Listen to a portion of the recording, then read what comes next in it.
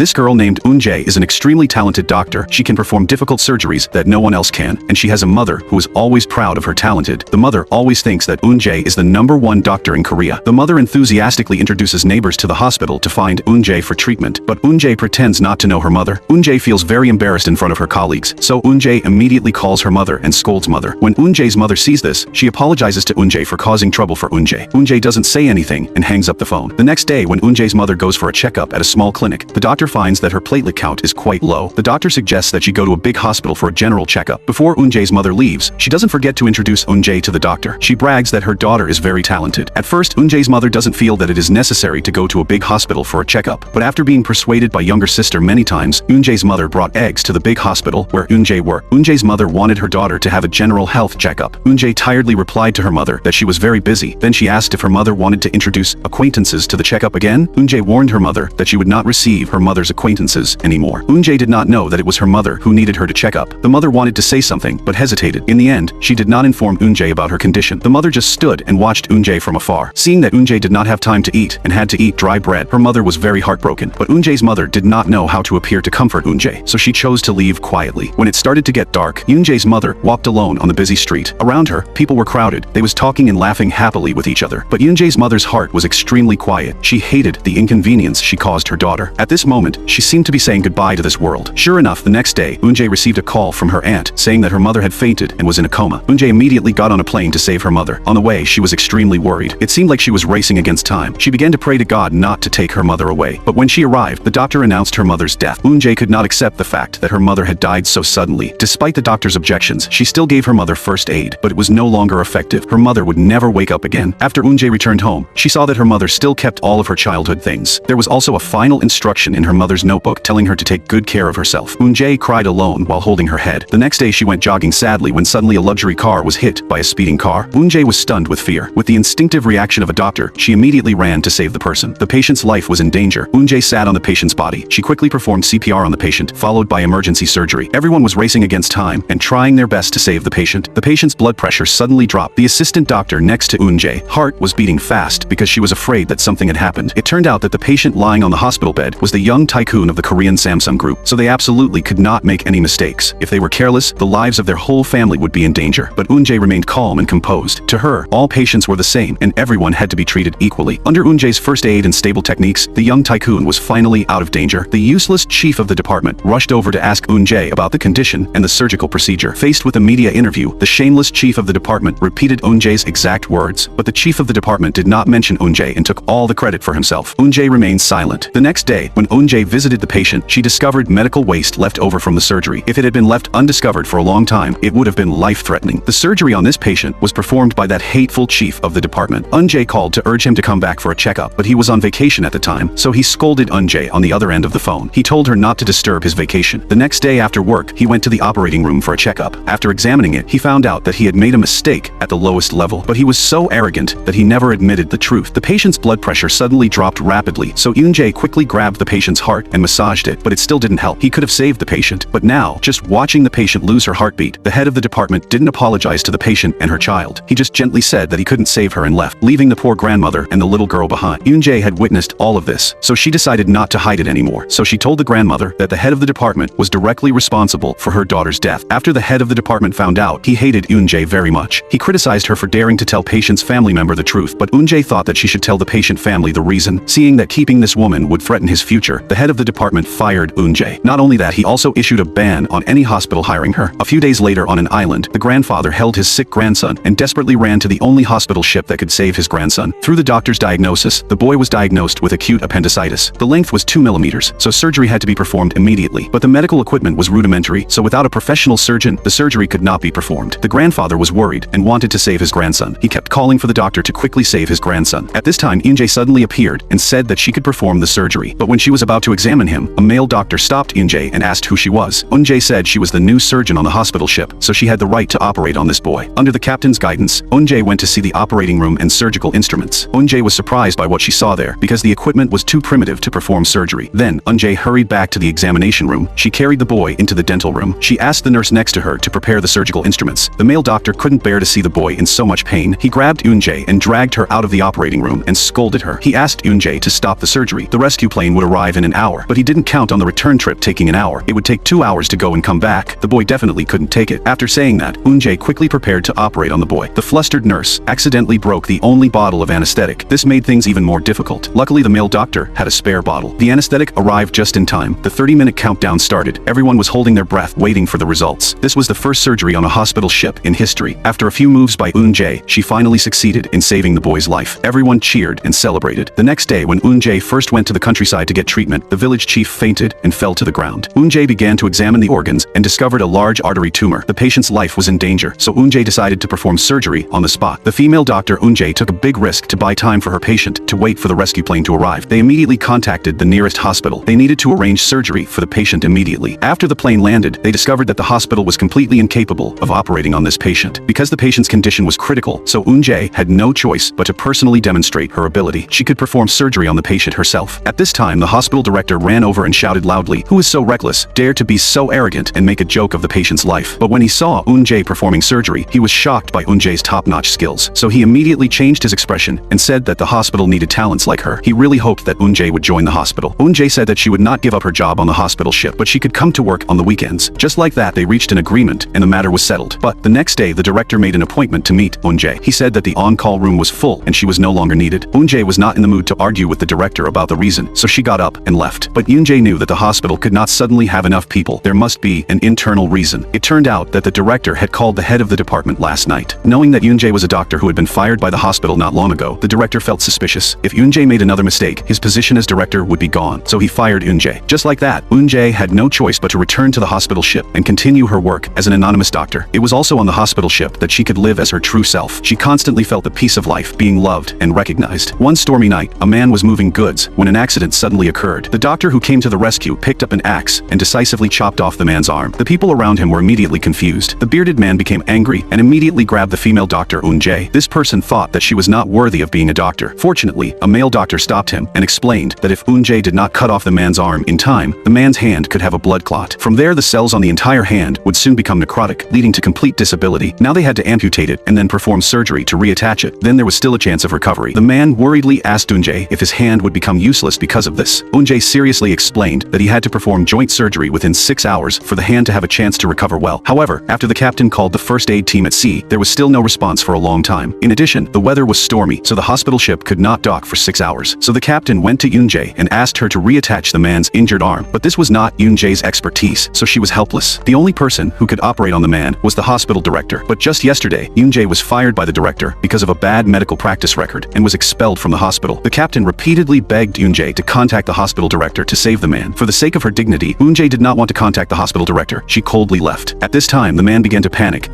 because his child had just been born and he had not yet held the child himself. Now he could not hold his arms anymore, so he begged Eun-jae to save him. But Eun-jae still left coldly. The nurse who was eavesdropping behind thought that Eun-jae was too cruel and heartless, watching him die without saving him. Very quickly, the male doctor also came to find Eun-jae. He sincerely told Eun-jae that this was not only saving people, but also a way to help her find herself. Finally, Eun-jae let go of her dignity. She called the director and calmly explained the reason to him and begged him to save the patient. Although the director did not have a good impression of Eun-jae, he still agreed to perform remote surgery on the patient. This was the first time in human history that remote guided surgery was performed. Moreover, it was broadcast live on TV. All of this was done under the supervision of the people of the whole country. At the same time, the hateful head of the department was also watching. He was still the same as before. He was afraid of a small girl, but had a high chance of success. He kept mocking Eun-jae for only pretending and could not succeed. After 6 hours of non-stop effort, everyone was anxiously waiting for a good result. Finally, under Eun-jae's guidance, the patient's fingers were slowly moving. At this moment, everyone was moved and applauded. Everyone admired Eun-jae's top-notch medical skills. This also attracted the attention of the media. When the reporter asked Eun-jae if she still wanted to return to the head of the department, she firmly replied that of course she wanted to return. She would definitely return to the hospital she had to leave. Everyone was afraid of the fortune teller who could predict other people's fates. But the doctor told her that she would not live more than 3 days. So she immediately hit the doctor for cursing her. But she was quickly transferred to a large hospital. Eun-jae had her undergo a thorough examination. The fortune teller always believed that her fortune telling was the most accurate, so she did not believe the doctor's nonsense. But she did not forget to ask how much the treatment would cost. Eun-jae explained that she needed her daughter to come to the hospital, but the woman said that she did not have a daughter. After signing the agreement to refuse treatment, the fortune teller left the hospital alone. The director observed that Eun-jae treated the patients as if they were her own children, so he gave up his previous prejudice against Eun-jae. He respectfully invited Eun-jae back to work. The next day, Eun-jae diagnosed the fortune teller's condition as cirrhosis. The patient's guardian now needed to be present and agree to the surgery to save her. The director was very impressed by Eun-jae's professionalism. The next day, Eun-jae and her team went to the fortune teller's house again. They asked her to agree to the surgery, but she still did not believe in the power of science. She insisted that she was fine. Seeing that Eun-jae and the male doctor had no choice but to leave. But suddenly, Eun-jae thought of something, so she turned around and ran as fast as she could to the fortune teller's house. But the fortune teller still refused to go to the hospital. It turned out that her daughter regretted having such a superstitious mother. Before that, the two met. The daughter was very afraid that others would see her and laugh at her for being the fortune teller's daughter. That's why the daughter always wanted to cut off ties with her mother. The mother cautiously asked the daughter if having a mother like me made you feel ashamed. But the daughter thought that was true. She also said that her mother always did things that were not like normal people. But the mother did not get angry and took out a stack of money and gave it to daughter. It turned out that the mother did not believe that she was sick, but she just wanted to leave money to her daughter. Just like when she was young, she always left the best things to her daughter. Holding the money from mother in her hand, the daughter felt very confused. Her emotions were extremely complicated. She trembled and sat on the ground and cried. The next day, Eun-jae went to the fortune teller's house again. Eun-jae spoke affectionately about the misunderstandings she and her mother had. They needed some time together. That was why they couldn't meet for the last time. Eun-jae said that she shouldn't think that giving her daughter money would help her daughter dispel previous prejudices against her. Even though Eun-jae said a lot, the fortune teller still refused to do the surgery. Dr. Kwak-hun, who was standing outside, saw everything. Suddenly, he thought of a way to find the fortune teller's daughter. So through Kwak-hun's teacher, they contacted her. Soon Eun-jae found this daughter. Eun-jae told her that her mother needed a liver transplant to survive. At the same time, her mother fainted at home and was taken to the hospital. Eun-jae prepared for the fortune teller's surgery. She really didn't want the tragedy between her and her mother to happen again, so she tried her best to reconcile the two. After the transplant surgery, the fortune teller gradually regained consciousness. Her daughter also came to her side and choked out a cry of mom. Then the two hugged each other. The next day, the young tycoon of the Samsung group was rescued by Eun-jae. Go to the hospital. His purpose this time was to buy back the hospital to express his gratitude to Eun-jae and wanted her to become the director of the hospital. However, after the young master knew that Eun-jae had been fired by the head of the department, he immediately became angry and mocked the head of the department. Being humiliated like that, the head of the department hated the young master very much. But at this time, he still wanted to monopolize the position of head of the department. The next day, a teacher who had taught in the mountains for 30 years suddenly fell ill and had to be hospitalized. He was seen holding his chest in extreme pain. Dr. Kwak-hun arrived in time to give a preliminary examination. Fortunately, there was nothing serious. This teacher and Kwak-hun's father were close brothers. He was also Kwak-hun's first teacher, so Kwak-hun paid special attention to the teacher. When the teacher was about to be discharged from the hospital, Kwak-hun looked at the results of a routine blood test. When Kwak-hun discovered that the platelet count exceeded the standard, he suspected that the teacher had hemorrhoids, so he asked Eun-jae to examine the teacher, which made the teacher a little embarrassed. After Eun-jae finished the examination, he diagnosed rectal cancer. However, further examination was needed before a final decision could be made. These matters required the teacher's guardian to be notified. But through Kwak-hun, Eun-jae knew that 10 years ago, because of rectal cancer, the teacher's wife left him. Unfortunately, the teacher also had no children. The teacher was determined to make the children of the mountains successful one day. The teacher was always a quiet, ordinary, but wonderful person. In the end, Eun-jae still did an MRI on the teacher and was diagnosed with rectal cancer. Kwak-hun was very sad after hearing this news. Eun-jae asked the director to operate on the teacher, but the surgery was extremely difficult. If the rectal cancer was to be removed, the livers had to be moved one by one. After successfully removing the rectal cancer, the livers were then transplanted one by one and returned to their original positions. In addition, the aorta was attached to the rectal cancer, so the surgery was extremely difficult. The only person who could do it at the moment was the hateful head of the department at Seoul National Hospital. The next day, when Eun-jae opened the door to check, the head of the department appeared in the teacher's room. This surprised Eun-jae. The head of the department and the teacher chatted happily. It turned out that the teacher was also the head of the department's first teacher. With this additional relationship, Eun-jae definitely wouldn't fight the head of the department. The head of the department also said that the teacher's surgery would be handled by his team of professional doctors, and it had nothing to do with Eun-jae. Eun-jae still didn't give up. She wanted to convince the teacher to let her perform the surgery. Such a difficult surgery. If Eun-jae succeeded, she could confidently return to Seoul National Hospital. Then, Eun-jae went to find the director. She said that the teacher had to do the surgery, but in fact, both of them knew that this surgery was extremely difficult. The patient's aorta was stuck to the rectal cancer, so the success rate of the surgery was less than 10%. Not giving up, Eun-jae went to the teacher to persuade him. However, the teacher decided to give up the surgery. He wanted to use the remaining 3 months to do more meaningful things. After being discharged from the hospital, the teacher stayed up all night preparing textbooks and writing instructions for students. During the day, the teacher spent time with the children. As each day passed, the teacher's time to live was running out. Under the guidance of Kwak-hun, the teacher went to meet his father, who secretly returned to the country. The two of them were close brothers. No one could have expected that this father would not recognize his son, who was by his side day and night. But he immediately recognized his old friend, whom he had not seen for 30 years. The two men hugged and cried. This was the last time they saw each other in their lives. The next day, Kwak-hun's father suddenly fell ill. He went crazy looking for drugs, then went barefoot to the mountain to treat the tree trunk. Suddenly, Kwak-hun received a mysterious phone call. He hurriedly drove to the nursing home. Kwak-hun and the medical staff went into the forest to find his father. He shouted his father's name. When Kwak-hun turned around, he suddenly saw his father. Everyone quickly ran over. They should have been happy to find him, but they were stunned by the scene before their eyes. Kwak-hun's father was performing surgery to suture the wound on the tree trunk. Kwak-hun did not not believe that his father could do such an extraordinary thing. He did not expect that the war would hurt his father so much. His father used to be a very good surgeon, famous both domestically and internationally. Even thanks to an excellent doctor like his father, the country gained a foothold in the international market. Because of this, Kwok Hyun's father was sent to a war-torn country to work as a field doctor. Under the constant bombardment, the number of wounded soldiers was so large that he was afraid of the patients. Not long after, Kwok Hyun's father suffered from occupational injuries. After that, Kwok Hyun's father secretly escaped from the battlefield and returned to his hometown. His current illness could not be cured quickly. The country did not care about him at all. Facing such a seriously ill father, Kwok Hyun felt extremely helpless. He cried alone in the rain. There were many more things his father had done. One time, Kwok Hyun's father recalled the war in his mind, trying to avoid the gunfire. But in fact, he was running around on the peaceful street, holding his head tightly with both hands. He tried not to remember that terrible scene of gunfire. In the moment when Kwok Hyun's father was almost hit by a car, Kwok Hyun quickly ran to protect his frightened father with his weak body. Because of that time, Kwok Hyun ran out to find his father. Because he arrived late, the other patient died at the hospital. If he could have arrived a little earlier, the tragedy would not have happened. Because Kwok Hyun's father had a lot of experience to learn, Eun-jae hoped that he could teach her. When Eun-jae picked up Kwok Hyun's father's computer and asked for the password, he did indeed give the correct password. Kwok Hyun was immediately shocked because it was Kwok Hyun's birthday. The father's answer stunned the son. It turned out that Kwok Hyun's father had not forgotten him. It was just that sometimes his father was clear-headed, sometimes his father was confused. Just now a school bus fell into a ravine. The scene